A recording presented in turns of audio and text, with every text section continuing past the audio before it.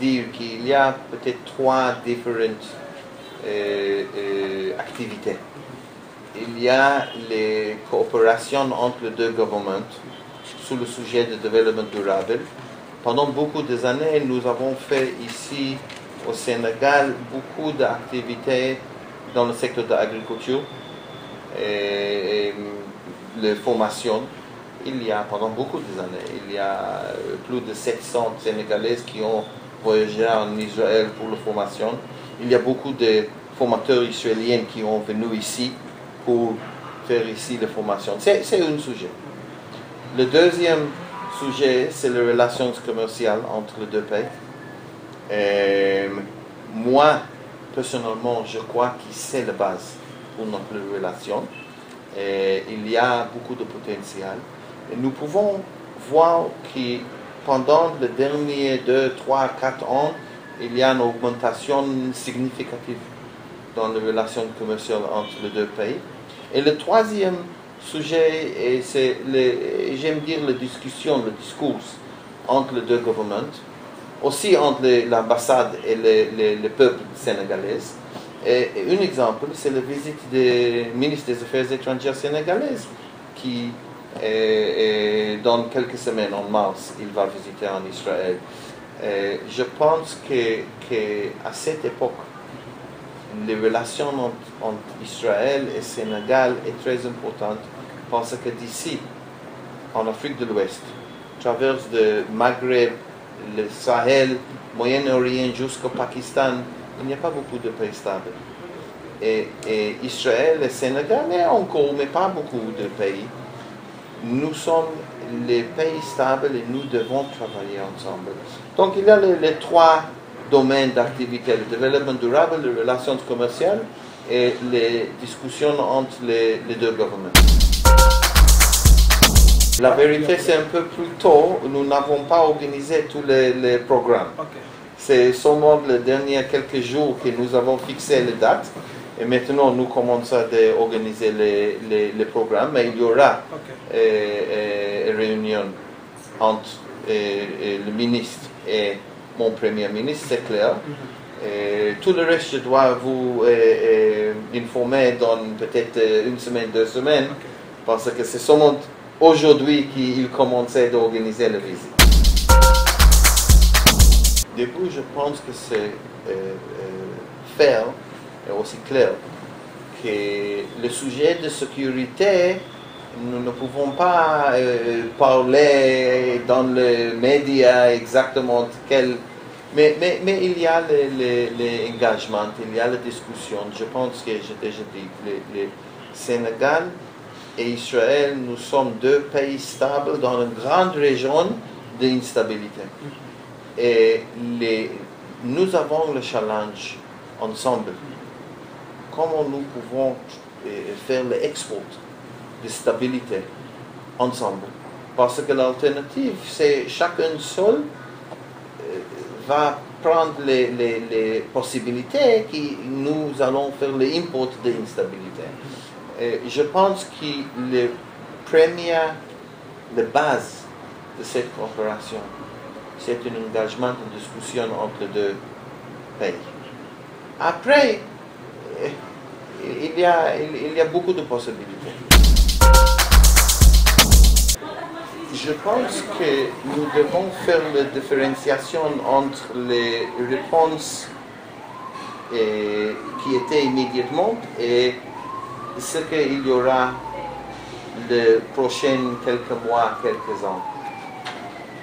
Nous avons un conflit entre mon peuple et le monde arabe. Nous avons déjà arrivé, heureusement, à l'agrément de paix avec l'Égypte. Aujourd'hui, nous sommes le partenaire stratégique. Nous avons déjà arrivé à l'accord de paix avec la Jordanie. Il y a quelques agréments pas suffisamment avec les Palestiniens, mais il n'y a pas de relations diplomatiques avec l'Arabie Saoudite et l'autre pays. Et j'espère que nous allons sécuriser aussi l'agrément de paix avec les Palestiniens et les relations diplomatiques avec tout le monde arabe. Les bases, la première chose que nous devons changer pour progresser. C'est nous devons avoir une discussion honnête. Jérusalem est la capitale d'Israël depuis 70 ans, tout le monde sait, ce n'est pas un grand secret. Jérusalem est la capitale du peuple juif depuis 3000 ans. Okay? Je pense que les Américains, quand ils ont reconnaissent Jérusalem comme la capitale d'Israël, c'est une contribution très positive, longtemps, pour la possibilité d'avoir un agrément de paix dans le Moyen-Orient entre nous et les Palestiniens et le monde arabe. Parce que c'est demande à tout le monde d'accepter à faire une discussion honnête. Les Palestiniens peuvent demander ce qu'ils veulent et nous aussi, nous pouvons demander ce que nous voudrons. Ce n'est pas un problème. Mais sans une discussion honnête, c'est très difficile pour arriver à ce point que les deux côtés peuvent faire chacun le compromis. Okay? Jérusalem est la capitale d'Israël, ce n'est pas un grand secret. Tout le monde sait. Depuis les 48. C'est la capitale du peuple juif depuis 3000 ans. Quand vous lisez la Bible, c'est clair, tout le monde sait. C'est les Juifs qui ont établi Jérusalem dans la période du roi David, il y a 3000 ans. Maintenant, si nous acceptons la réalité, nous pouvons trouver une solution. Ce n'est pas facile, je sais. Le contraire, je pense que quand je dis, il a demandé à tout le monde à faire une discussion honnête sur le sujet de Jérusalem. Okay? Mais depuis l'accord de Camp David, par exemple, hier, nous avons annoncé un accord entre Israël et Égypte de 15 milliards de dollars. 15 milliards de dollars. Okay? Je pense qu'il y a beaucoup de progression depuis Camp David. Il y a aujourd'hui plus de 300 000 Égyptiens qui travaillent dans le joint venture entre les hommes de fer et les femmes de fer israéliennes et égyptiennes. Il y a aussi avec la Jordanie. Depuis l'accord de Oslo, c'est vrai que nous n'avons pas fait suffisamment de progrès. C'est vrai. Mais dans la base de l'accord Oslo, grâce à la négociation entre Israël et les Palestiniens ont établi les autorités palestiniennes. C'est la base des futurs États palestiniens. C'est beaucoup de progrès, pas suffisamment, mais il y a le progrès. Je suis d'accord que pour avoir encore de progrès, pour avoir des agréments paix complets entre nous et les Palestiniens, nous devons continuer la négociation. Nous devons, c'est très, à mon avis, c'est très important pour les deux côtés. Okay. Moi, je pense qu'il peut faire ce qu'il veut. Il peut parler avec vous, avec les Américains, avec les Français, avec chaque pays dans le monde. Nous aussi, nous pouvons faire des discussions avec l'Afrique du Sud et avec le Vietnam. Sans parler l'Israélien et les Palestiniens, c'est un jouet.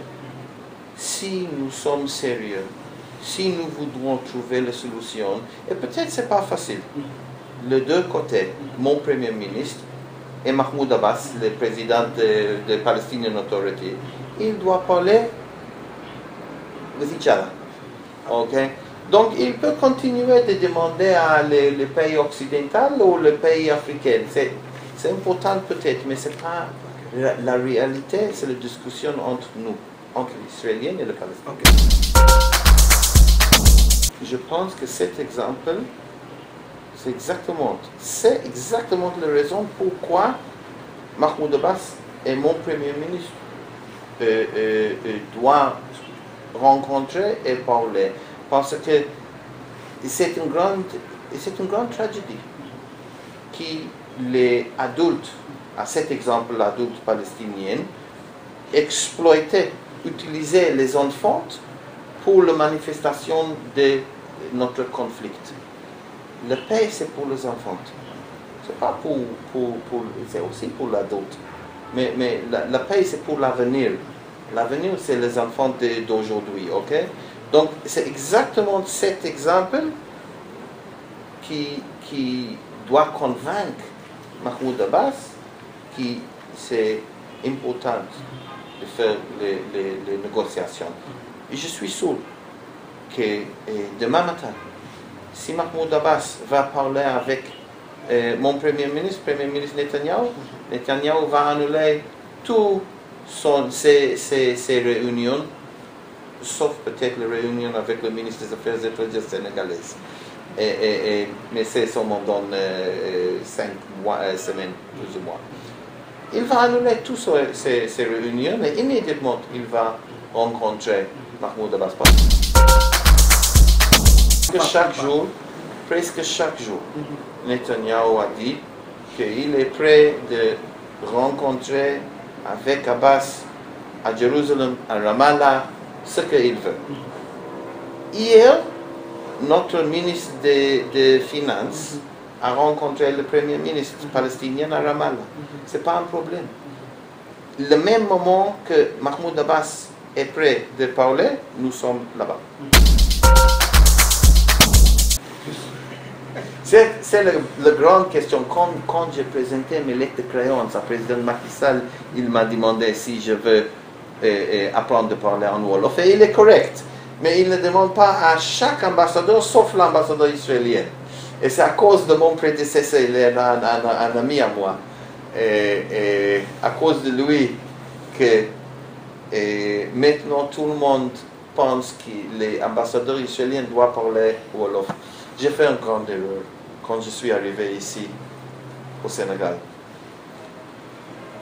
J'ai commencé à parler en français le même jour que je suis arrivé ici, il y a 2-3 ans. C'était une erreur, parce que c'était préférable d'apprendre à parler en Wolof. Mais pour moi, pour apprendre aussi le français, aussi le Wolof, c'est un grand challenge. Si j'ai l'opportunité de commencer mon mission ici maintenant, je pense que je ne veux pas apprendre à parler en français. Je veux parler seulement en Wolof. Je pense qu'il y a beaucoup de similitudes entre les Sénégalais et les Israéliens. Une similitude, c'est les deux. Aussi les Israéliens, aussi les Sénégalais aiment beaucoup de parler sur la politique. C'est les deux. Les deux aiment beaucoup les discothèques, les restaurants, et tout le club et la vie dans et je pense que moi je suis responsable pour les relations bilatérales entre Israël et 7 pays dans les régions, incluant Guinée, Guinée-Bissau, Cap-Vert, Sierra Leone, la Gambie, Sénégal. Et j'ai visité chaque pays 3-4 fois. J'étais pendant notre crise, quand je n'étais pas ici quelques mois, j'étais 7 semaines dans tout l'autre pays. Chaque pays une semaine. Quand on a crise, j'étais 2 fois. Vous avez ici, à Dakar, au Sénégal, un pouvoir économique régional sans compétiteur. Vous avez ici quelque chose de fantastique. Aujourd'hui, il y a beaucoup de potentiel.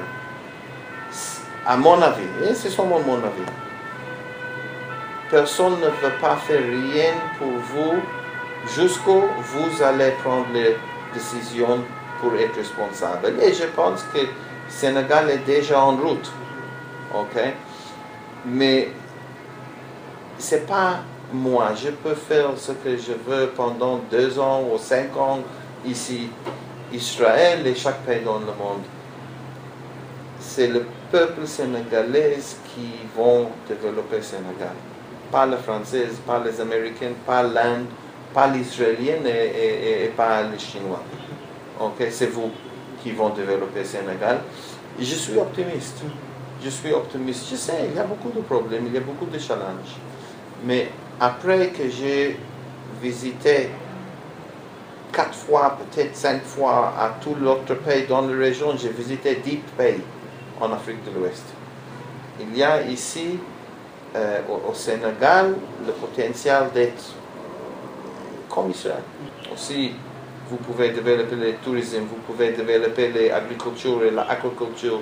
Il y aura maintenant, j'espère, l'industrie de gaz et pétrole. Il y a tous les components pour développer l'économie et avec l'économie pour développer les sociétés. Dakar est une ville fantastique.